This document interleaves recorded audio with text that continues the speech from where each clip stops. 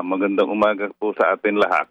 Opo, attorney, meron pong report ngayon mismo ang DA umaamin na sila nag-iimbestiga doon sa mga gumagamit ng dummy companies para makakopo ng volume sa importasyon ng baboy. Sa inyo ho bang panig sa mga manok po naman? Kumusta po? Ganyan din yan. Matagal na kasi ang sistema ng minimum access volume. Hindi lang yan sa baboy at manok. Sa maraming commodities yan. At talagang ang nahubog kasi yung sistema na yan na pabor talaga sa mga importer at batay sa karanasan sa iilang importer. Kasi ang original na design niya nung pumasok tayo sa WTO, yung minimum access volume, na tinoka yan sa mga producers, halimbawa sa manok, tinoka yan sa mga producers noong 1995. Kanya lang dahil bahang-baha ang manok noon at saka baboy, walang hindi ginamit yung MAB. Medyo nagalit yung, hindi lang medyo nagtampo yung mga Amerikano, ay nagreklamo, hinubog ngayon yung sistema na ibinuka sa mga trader. Ang nangyari, batay sa karanasan, nakopong na siya ng mga importer na wala na yung mga producer, wala nang kota.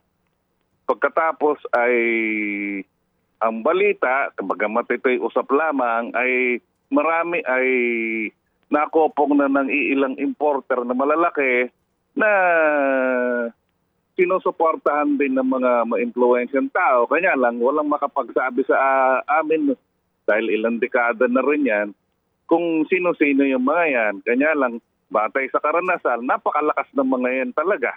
Kasi, bigyan kita ng halimbawang konkreto, dapat yung MAB, yung minimum access sa manok, wala na.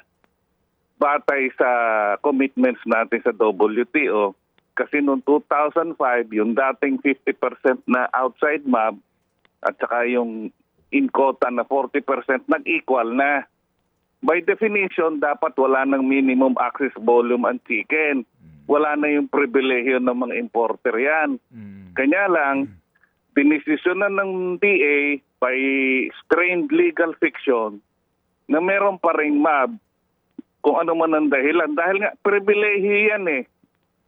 Mas mababa. Ang sa manok, dahil bagamat equal, naiiwasan nila yung tinatawag na trade remedy. Yung special safeguards na umaabot yung special safeguards na mga 6 to 10 pesos per kilo yan. Kanya meron pa rin talagang pakinabang na kahit na ipinipilit na may MAB pa rin. Talagang ano yan, kitang-kita dyan sa sistema ng MAB kung paano ipinatupad at hanggang ngayon. Mabuti, positibo yung nangyayari ngayon kung binabago na talaga ng DA yung rules. Positibo yan. Kasi ibig sabihin, nakikita na may nakikinabang na iilan at yung sistema ay namamanipula.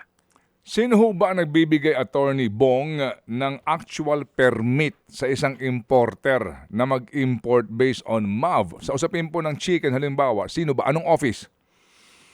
Ang unang hakban niyan, kailangan magkaroon ka ng kota. Merong minimum access volume committee yan. Dyan, ang naging sistema kasi, sa halip na taon-taon na yung nagbabago, nagkakaroon ng competition, ang naging sistema kasi, kung sino yung nag-import nung previous year, may priority yon. Parang naging vested right na, right na, hindi yung pribilehiyo. Talagang naging baluktot yung sistema eh. Dapat yan, taon-taon, yung quota ay in effect, parang ino-auction yan eh.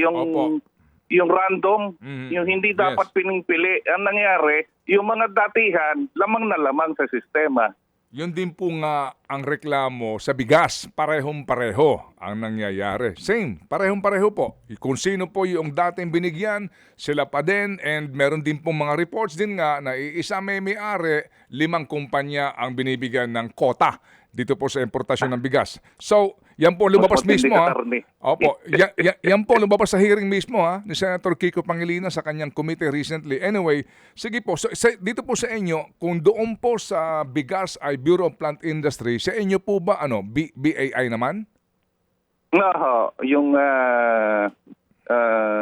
SSIC, yung SPSIC, Sanitary Phytosanitary Import Permit. Ang binibigay galing sa BAI. Ano yan?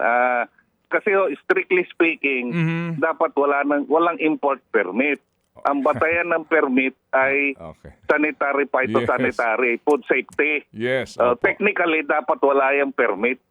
Yes, sir. Yes, Kasi sir. WTO na tayo eh. Yes, sir. Yes, sir. Pero nga technically, pero obligado kang kumuha nitong clearance. O doon nga kasi nga pagkain ito. Phytosanitary permit. Anyway, sige po. So anong inyong balak ho dito ang inyong grupo? Kasi ito pong nabalitaan namin, yung grupo ho ng mga magbababoy, makikipagpulong daw sa DA because of this issue. Kayo po diyan sa usapin po ng mga magmamanok naman, ano po ang inyong balak?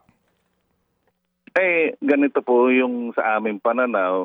Suportado po namin kung babalasahin nila yung rules para maging transparent. Pero kami, as far as we're concerned, dapat sa manok, wala ng minimum access volume. Nag-equal na wala na sa definition eh.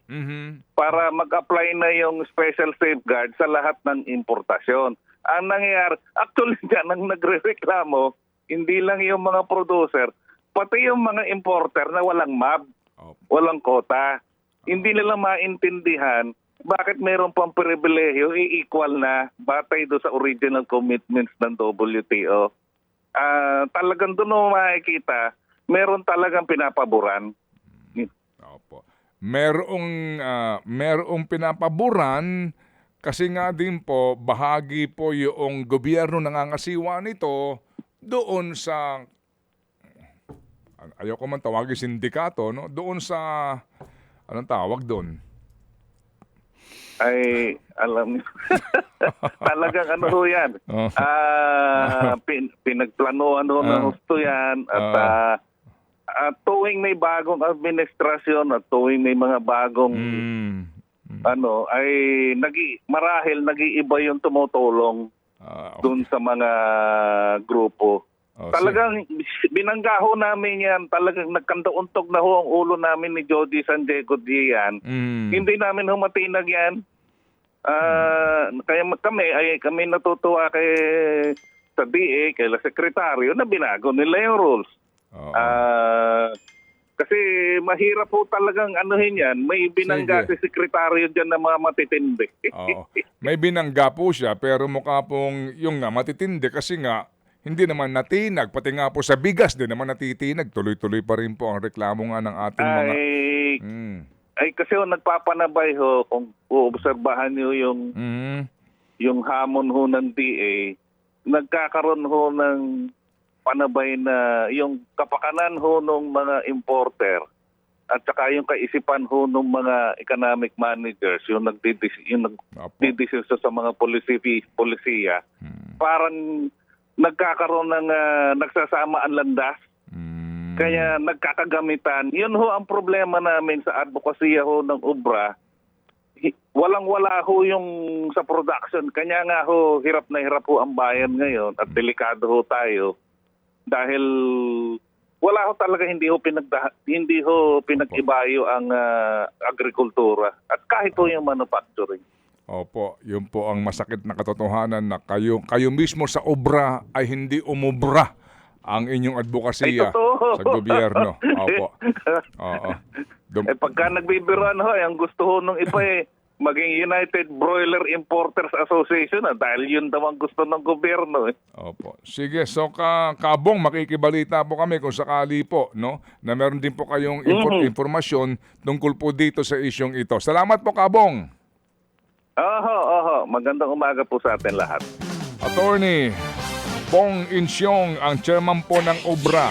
Mga kapatid, patuloy po kayong tumutok sa 105.9 True FM para sa totoong balita, impormasyon, music and entertainment. Mag-subscribe sa aming YouTube channel at podcast at sundan nyo kami sa Facebook, Instagram, X at TikTok sa True Network PH.